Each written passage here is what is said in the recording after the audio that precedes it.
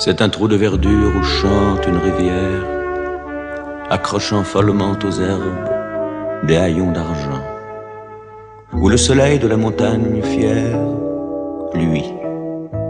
C'est un petit val qui mousse de rayons.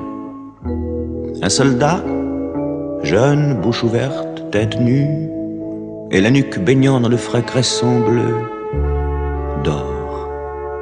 Il est étendu dans l'herbe sous la nue, pâle sur son lit vert où la lumière pleut. Les pieds dans les glaïeuls, il dort, souriant comme sourirait un enfant malade. Il fait un somme. Nature berce-le chaudement. Il a froid. Des parfums ne font pas frissonner sa narine. Il dort dans le soleil, la main sur sa poitrine, tranquille. Il a 2 trous rouges au côté droit. Monsieur le Président, je vous fais une lettre que vous lirez peut-être si vous avez le temps. Je viens de recevoir mes papiers militaires pour partir à la guerre avant mercredi soir. Monsieur le Président, je ne veux pas la faire. Je ne suis pas sur terre pour tuer des pauvres gens. C'est pas pour vous fâcher. Il faut que je vous dise, ma décision est prise. Je m'en vais déserter.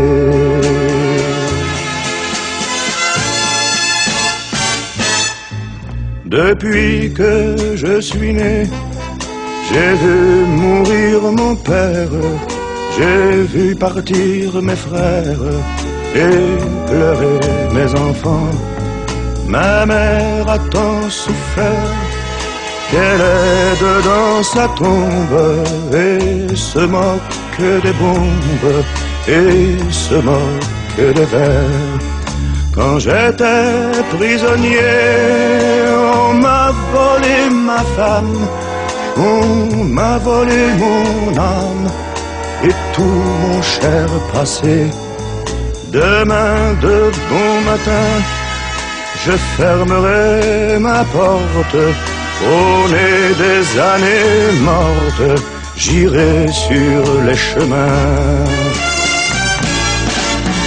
Je m'en dirai ma vie sur les routes de France, de Bretagne en Provence, et je dirai aux gens, refusez d'obéir, refusez de la faire, n'allez pas à la guerre, refusez de partir. S'il faut donner son sang, allez donner le vôtre. Vous êtes bon apôtre, Monsieur le Président. Si vous me poursuivez, prévenez vos gendarmes que je n'aurai pas d'armes et qu'ils pourront tirer.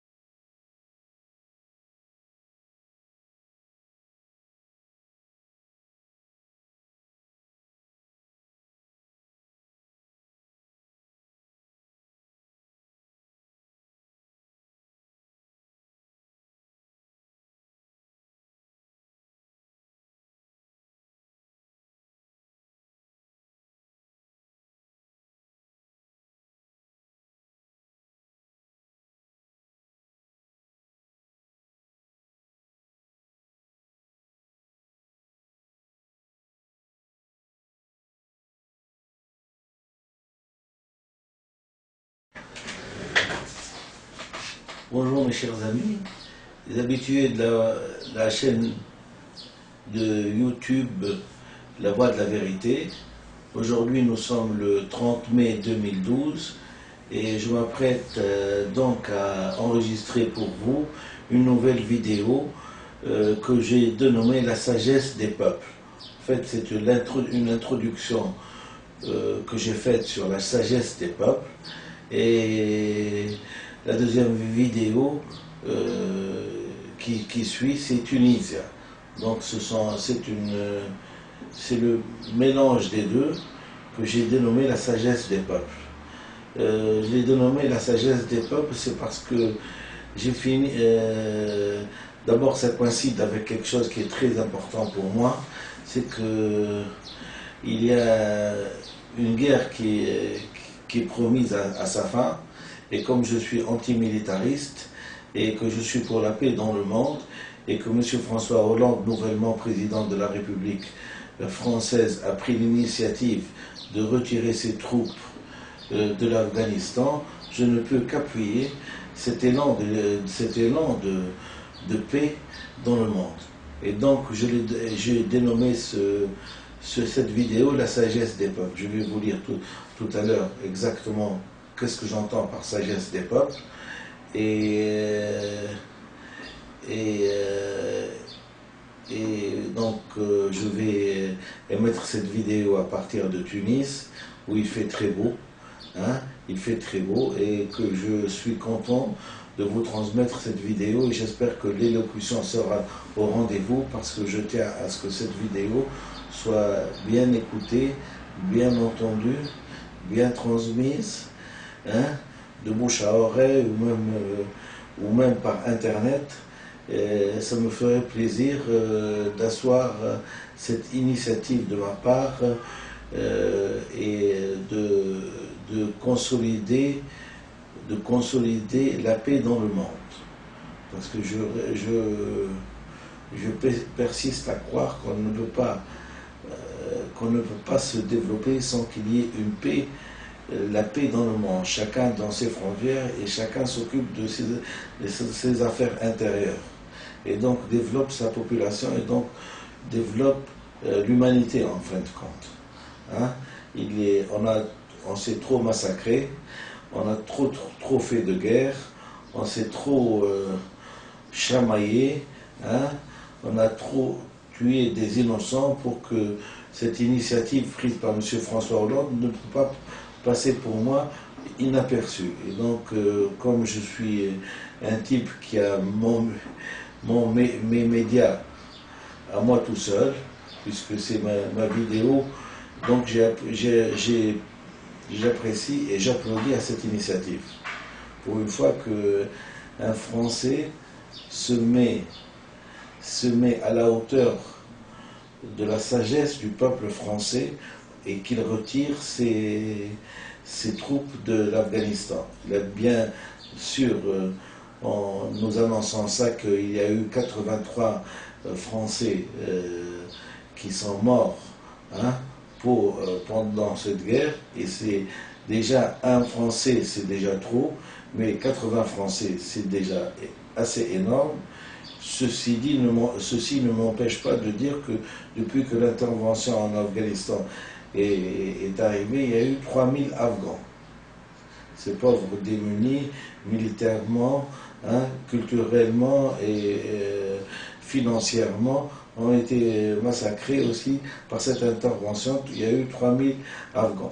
Je suis contre toutes les guerres, et donc j'applaudis l'initiative de M. François Hollande, tout en disant qu'il aurait été équitable aussi qu'il nomme ces petits innocents qui sont morts dans cette guerre pour rien, pour combattre le terrorisme. Comme si j'allais combattre le terrorisme dans les montagnes de l'Afghanistan, et que une fois que j'aurais vaincu ce diable, hein, le monde se portera mieux. Non, vraiment c'est assez burlesque. Donc c'est assez burlesque et ce n'est pas une idée géniale de ma part, c'est qu'elle est partagée par la sagesse des peuples et donc par la sagesse de la France. Chaque Français en lui-même, en son âme et conscience, hein, et que si on lui demande, si on interviewe, il vous répondra qu'est-ce qu'on est parti foutre là-bas. Hein? Je suis sûr que c'est la même phrase qui peut se répéter 60 millions de fois. Ceci dit, pour ne pas dire que le monde entier appuie cette phrase-là. Donc c'est la sagesse des peuples est toujours bonne à entendre et bonne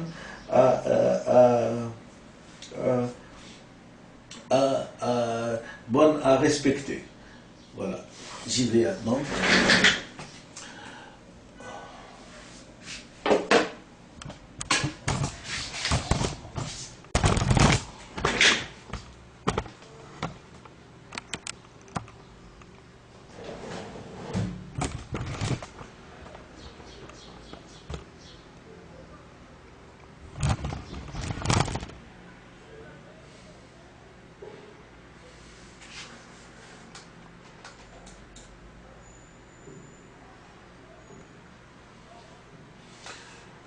La citation du jour aujourd'hui est à beau se lever le matin, que le renom de dormir la grasse matinée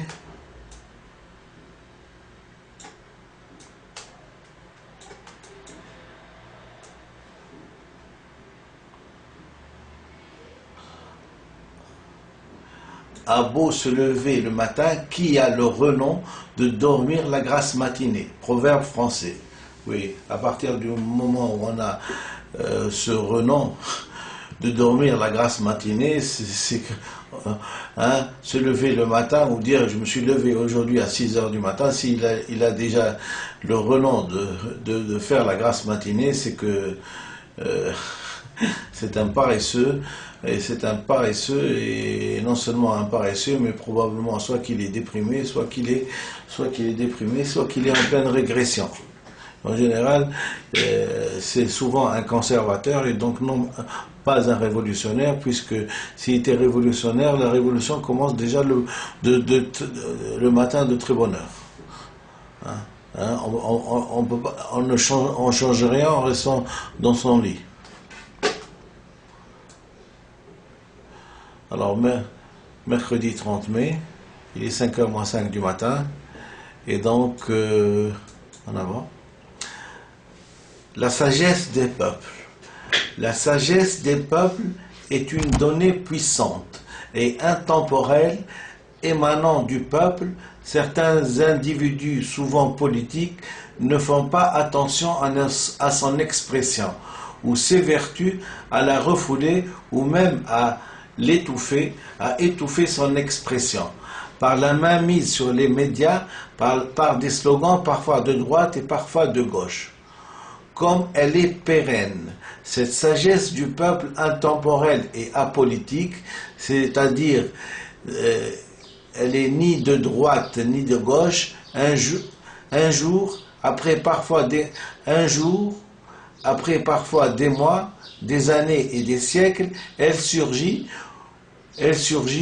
pour nous comme une vérité éclatante au grand jour et s'impose à nous comme évidente, faisant tomber tout ce qui l'a rendue factice et virtuelle.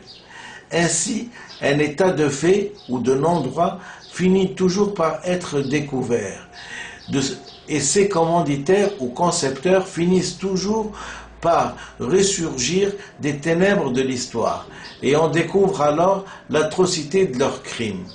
Pour nous rappeler le vers de Victor Hugo, et l'œil était dans la tombe et regardait qu'un, Victor Hugo. La sagesse des peuples n'est rien d'autre que l'expression consciente d'un refoulé inconscient qui s'invite dans le monde réel. Je vous fais une autre citation. En politique, toute faute est un crime. De Eugénie Châtelain, Dr Benfissa Ahmed. L'introduction étant faite, nous passons donc Tunisia, la dernière édition. Le muguet du 1er mai pour les ouvriers révolutionnaires tunisiens. Qu'as-tu, Tunisia, à pleurer en ce jour du 1er mai, où on s'apprête à fêter le travail de tes ouvriers? Qu'as-tu, Tunisia, aujourd'hui à te révolter, aujourd'hui que tu es libéré et que de tes propres ailes que tu vas pouvoir voler? Qu'as-tu, Tunisia, à fronder? Est-ce de ta révolution qu'on n'a pas encore voulu nommer ou de son aspect occidental qu'on voudrait bien dénigrer, ou de son instigateur, un Almani qu'on a voulu ignorer? Qu'as-tu, Tunisia, à te soulever? Est-ce pour la paternité de ta révolution que ces anciens exilés voudraient bien se l'accaparer pour oublier les années de prison injustement passées? Qu'as-tu, Tunisia, à vanter, toi qui nous as habitués pendant des années à rester calme malgré la dictature et l'oppression passée?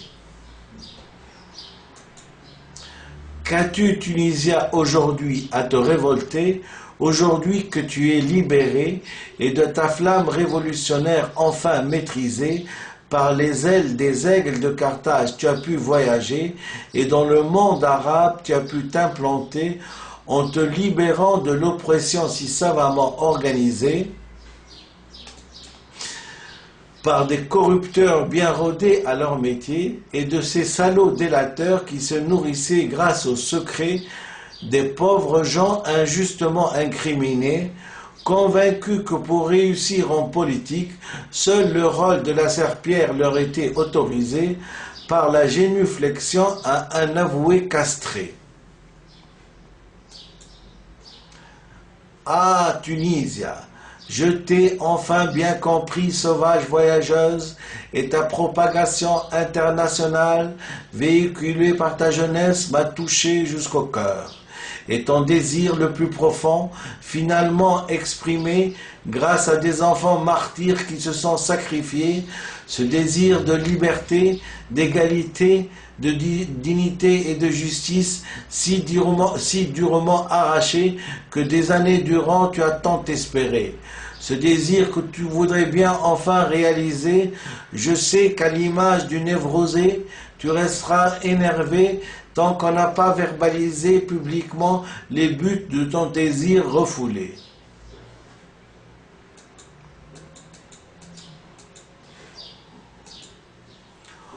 Aujourd'hui que des mains des dictateurs tu as échappé, qu'as-tu, Tunisia, à avoir de la crainte? Est-ce encore des mains des illettrés à qui tu veux aussi échapper, ou des nouveaux apprentis corrupteurs que tu voudrais aussi éviter? Ou est-ce d'une récidive tragique que tu veux t'épargner et des convictions de certains malades extrémistes tu veux échapper? Qu'as-tu, Tunisia, à pleurer? Aujourd'hui qu'on va te rebaptiser et dans un monde meilleur tu vas pouvoir nager et du cri de vive à la Tunisie tu vas mériter. Qu'as-tu, Tunisia, à revendiquer aujourd'hui que les cordes par lesquelles tu étais attaché ont été coupées? Qu'as-tu, Tunisia, à pleurer aujourd'hui que tes futures générations ont été épargnées? Qu'as-tu, Tunisia, à te manifester aujourd'hui que du manifeste révolutionnaire du 20 mars 2012, tu peux adhérer et de sa vidéo sur YouTube, tu peux l'exhiber en l'apprenant à tes frères si tu le souhaiterais? Qu'as-tu, Tunisia, à grogner aujourd'hui que tu es libéré de cette conquête du passé par lesquelles ils se sont habitués, pour lesquels ils se sont habitués? Qu'as-tu, Tunisia, à pleurer aujourd'hui que du fond de la cave de Platon tu as échappé? Qu'as-tu, Tunisia, à fermer les yeux? Est-ce la lumière du jour qui te gênerait? Qu'as-tu, Tunisia, à gémir et à souffrir? Est-ce d'avoir été assis tant d'années, accroupi dans les ténèbres, que tes os se seraient-ils ankylosés? Qu'as-tu, Tunisia, à pleurer aujourd'hui qu'on va te rebaptiser et dans un monde meilleur tu vas pouvoir nager et du cri de vive à la Tunisie tu vas mériter? Qu'as-tu, Tunisia, à pleurer? Est-ce pour ces victimes innocente de ces millions d'êtres humains qui, dans leur véritable trajectoire existentielle divine, ont été bafoués, et d'une névrotisation systématique due à l'ignorance perverse on leur a infligée sous des yeux des impérialistes et leurs valets. Qu'as-tu, Tunisia, à regretter? Est-ce du temps perdu qu'on t'a infligé et de la conquête du passé où ton statut a été scellé par des hableurs et des sophistes qui t'ont sacrifié? Qu'as-tu, Tunisia, à pleurer? Est-ce du dernier bandit, trafiquant de drogue, voleur, tu voudrais encore héberger, ou voudrais-tu par hasard le consoler? Comme gardien dans les gradins de Sousse, voudrais-tu le nommer? Qu'as-tu, Tunisia, à pleurer? Aujourd'hui qu'on va te rebaptiser, et dans un monde meilleur tu vas pouvoir nager, et du cri de vive à la Tunisie tu vas mériter, et à tes frères de sang tu vas pouvoir les informer pour qu'ils se méfient de leurs dirigeants en premier.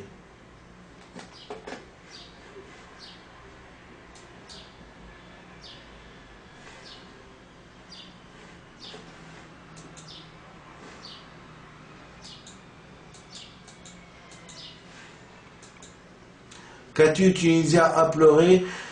Est-ce du temps perdu que tu regretterais et de sa loi inexorable qui ne se rattrape plus tu voudrais changer? Qu'as-tu, Tunisia, à gémir?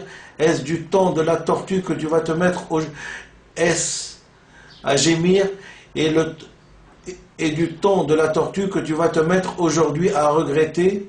De la torture que tu vas te mettre aujourd'hui à regretter, ou du temps de la trahison à tes propres citoyens que tu souhaiterais maudire à jamais? Qu'as-tu, Tunisia, à sourire comme une Joconde?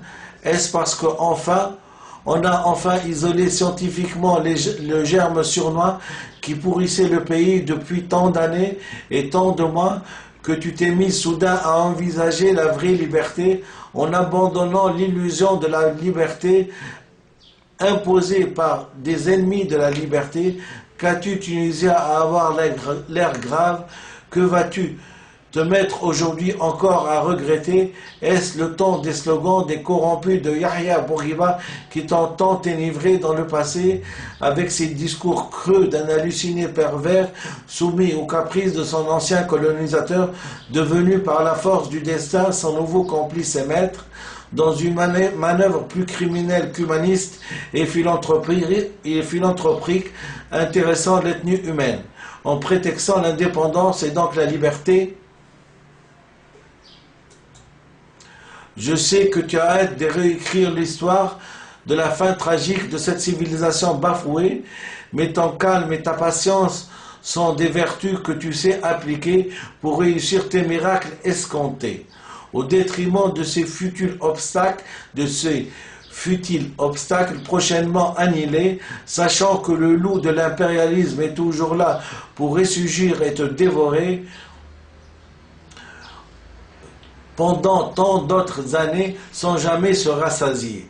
Voilà pourquoi que c'est le rythme de la tortue que tu désires emprunter pour arriver. En fait, en quelques mots, résume-nous, Tunisia, cette tragédie de la vie.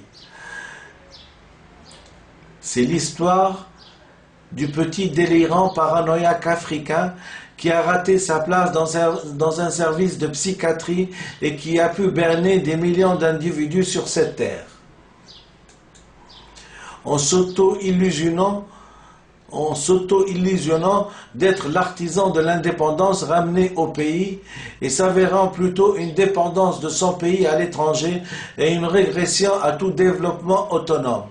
Ce faux artisan, devenu à l'acmé de son désir, de son délire véritable, auteur d'une oppression à son propre peuple, désarmé contre son machiavélisme pervers, cette même indépendance de la honte et de la soumission qui servit pour légitimer les crimes dont il se rendit coupable avec son héritier pendant 54 ans, sur des innocents qui ne demandaient qu'à se développer par une langue qui respecte leur humanité. Qu'as-tu donc, Tunisien, à rester triste et hébété devant cette tragédie grecque d'un traître qui a réussi à tromper son pays en lui faisant découvrir non les délices de l'avenir, mais plutôt les délices de l'histoire? Est-ce contre ce monsieur que tu souhaiterais aujourd'hui condamner pour lui apprendre de t'avoir trempé dans l'impunité?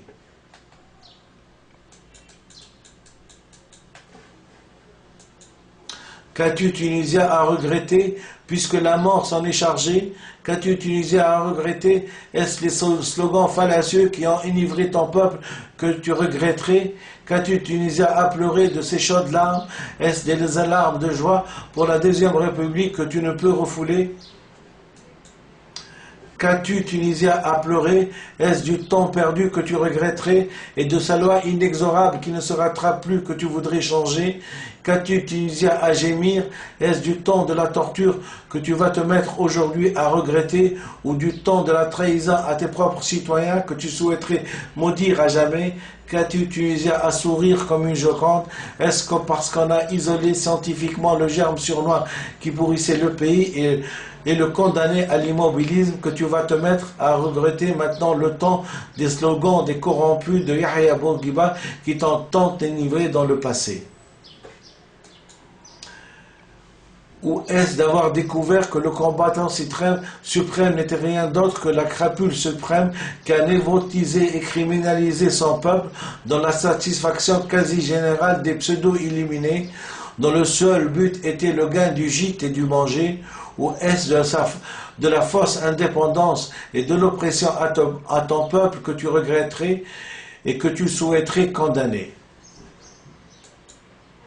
Qu'as-tu, Tunisien, à pleurer aujourd'hui qu'on va te rebaptiser et dans un monde meilleur tu vas pouvoir nager et du cri de vive à la Tunisie tu vas mériter? Qu'as-tu, Tunisien, à pleurer aujourd'hui qu'on va te rebaptiser et dans un monde meilleur tu vas pouvoir nager et du cri de vive à la Tunisie tu vas mériter?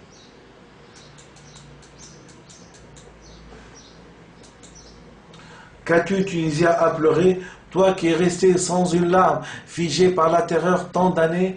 Qu'as-tu, Tunisien, à sangloter, toi qui es resté muette, torturé, opprimé, offensé, exploité tant d'années?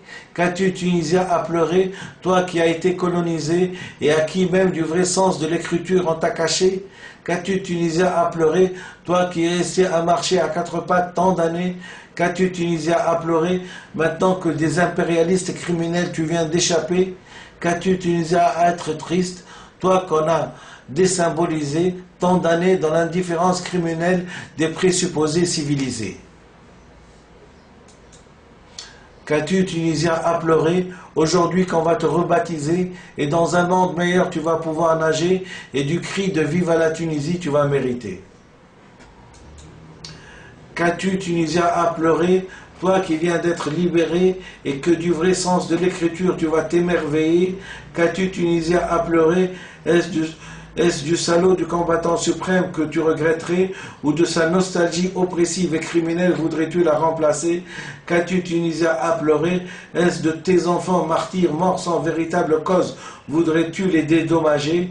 Qu'as-tu, Tunisien, à pleurer maintenant qu'on vient de débusquer le véritable traître à son pays qu'on a tant ménagé, exalté et célébré?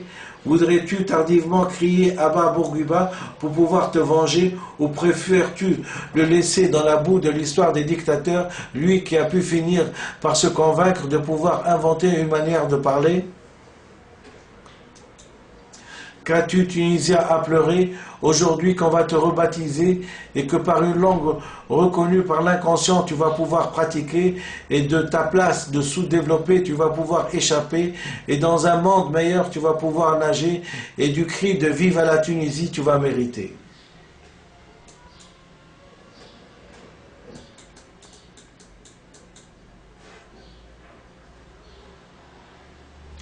Qu'as-tu, Tunisien, à regretter puisque la mort s'en est chargée? Qu'as-tu, Tunisien, à regretter? Est-ce des slogans fallacieux qui ont enivré ton peuple que tu regretterais? Qu'as-tu, Tunisien, à pleurer de ces chaudes larmes? Est-ce des larmes de joie pour la Deuxième République que tu ne peux refouler, ou d'une vraie justice et de son secours sur laquelle tu peux désormais compter, et de la crainte d'un procès falsifié combiné par tes frères à quoi tu ne pourrais y songer? Qu'as-tu, Tunisien, à pleurer? Crains-tu pour ta liberté? De ces ennemis de la liberté voudrais-tu aussi échapper?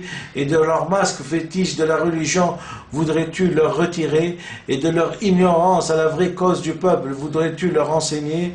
Et de leur mégalomanie débile de croire qu'ils savent tout voudrais-tu les traiter et à l'occasion les isoler?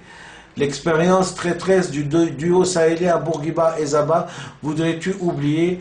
Et cette dramatique expérience tunisienne et arabe voudrais-tu à tes enfants raconter en leur demandant de se taire et d'éviter de parader en politique qu'on n'a pas des assises scientifiques conséquentes dans le parler, sans jamais compter sur les pétrodollars de certains demeurés? Faute de cette responsabilité, un crime à l'échelle planétaire peut être réalisé. Qu'as-tu, Tunisien, soudain à sourire? Est-ce le victorien comme langue vivante que tu souhaiterais adopter pour te développer, et en souvenir de Victor Hugo que tu voudrais commémorer, et aux générations futures que tu voudrais l'enseigner? Qu'as-tu, Tunisien, à sourire? Est-ce la promesse d'apprendre la responsabilité à tes futurs gouvernants que tu voudrais enseigner? Et de la conquête du passé à jamais que tu voudrais oublier? Qu'as-tu, Tunisien, à regarder au loin? Est-ce le mépris aux gens qui sont sans excuse pour toi que tu le dédierais? Ou éprouves-tu de la reconnaissance et de l'estime à ces humanistes qui n'avaient que le stylo pour te parler et t'informer, de te méfier de la férocité du capitalisme à jamais?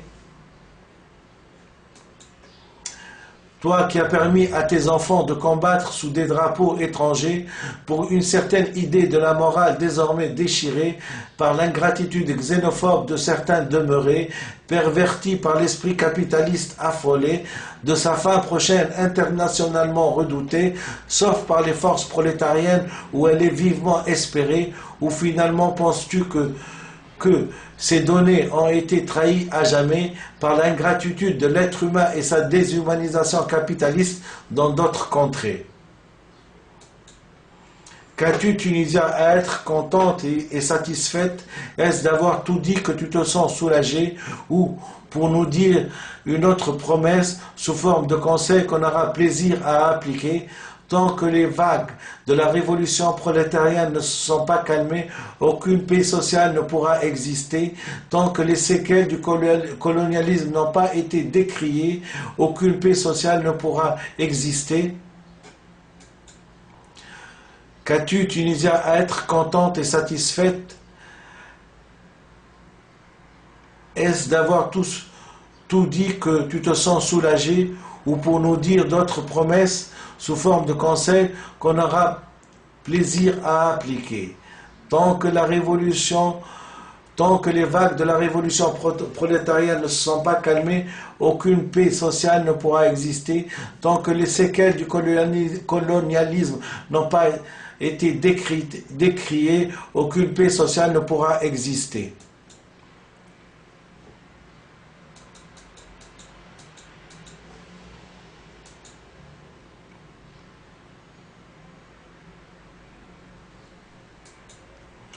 Tant que la cause du peuple n'a pas été verbalisée, aucune paix sociale ne pourra exister. Tant que la révolution n'a pas été rendue à ses révolutionnaires, aucune paix sociale ne pourra exister. Tant que les faux héros de l'indépendance n'ont pas été publiquement démasqués et leurs procès rétrospectivement organisés, aucune paix sociale ne pourra exister.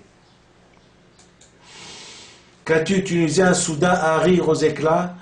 Est-ce une invitation à trinquer et à boire pour fêter la découverte de l'acquis phylogénique chez les Tunisiens et les Arabes, avec désormais son corollaire et son impératif de le respecter pour sauver son humanité, et donc de ne plus répondre à la définition d'anémiste, puisqu'on doit faire la fête pour marquer d'un trait rouge l'événement, je ne vois pas meilleur endroit mieux que le bistrot du Père Louis, près de la place du Capitole, au centre de la rue Saint-Rome à Toulouse, pour un tel événement.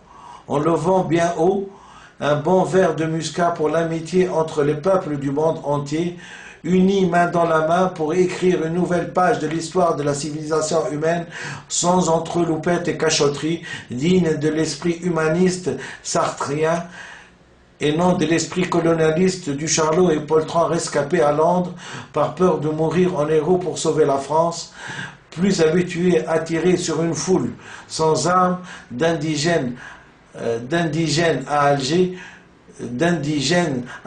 comme ils disent.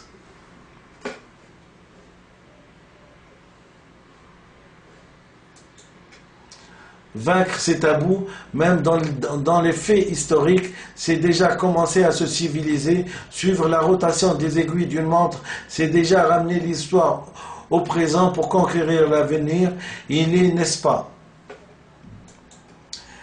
coutume de dire que l'alcôve du Père Louis ensemence de sa sagesse ses clients, et ça sera l'occasion pour instaurer une sorte de rituel dans ce bistrot, le muscat révolutionnaire du docteur Benfis Ahmed au Père Louis à Toulouse, pour que les Tunisiens et les amis des Tunisiens, amis de Bacchus, mais qui savent boire avec parcimonie, d'aller trinquer et lever le verre bien haut à la santé de la révolution tunisienne,